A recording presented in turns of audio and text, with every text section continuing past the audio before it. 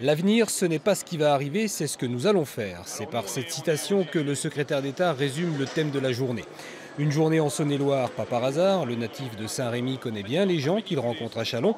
Il est très souvent de passage par ici, d'ordinaire en toute discrétion. Mais cette fois, la visite est officielle. Il est question de mettre en valeur un secteur d'activité dont on parle assez peu en termes d'innovation. Ici, le pliage du métal n'est pas qu'une affaire de puissantes machines. La haute technologie est aussi de la partie. Ça n'est pas vraiment de la robotique, mais de la cobotique.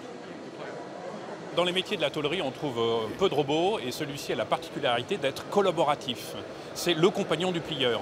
Donc le technicien, quand il est sur l'installation, peut rester sur l'installation et le robot travaille à proximité sans danger pour le technicien. Donc là, c'est une innovation mondiale. 85% de la recherche et développement se passe dans l'industrie. Benjamin Griveaux le rappelle, ça méritait bien la création d'un label de savoir-faire industriel français. Le ministère de l'économie et des finances l'a fait.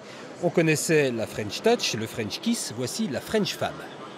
La French Fab, c'est la petite sœur de la French Tech. La French Tech, c'était la mise en avant de nos entreprises dans le domaine technologique qui a, je crois, marqué un essor important de cette signature française à l'étranger.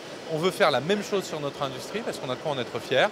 Donc French Fab pour fabriquer, fabrication, montrer que ce pays n'est pas qu'un pays de services de nouvelles technologies, c'est un pays où on fabrique, c'est un pays où on a un savoir-faire, une expertise et où il y a un avenir pour notre industrie. Ce nouvel emblème, c'est un coq, il est tout bleu. Et c'est surtout aujourd'hui sur ses ailes que repose la lourde responsabilité de devenir la marque de fabrique d'une industrie française tournée vers l'avenir.